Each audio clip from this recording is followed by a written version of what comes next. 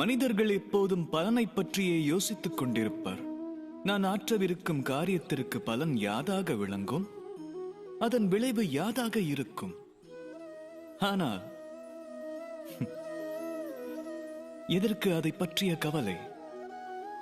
விதைப்பது சுபமாக இருந்தால் விளைவது அசுபமாக இருக்காதே. நிறைந்த மனதோடு பணிகளை ஆற்றினால் விளைவை பற்றிய கவலை எதற்கு?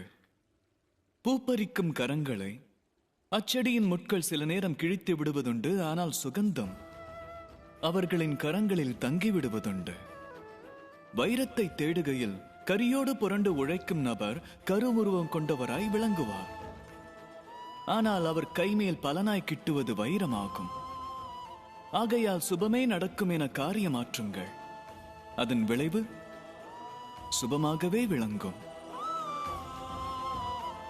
பேரன்போடு கூறுவோம், ராதா ராதா.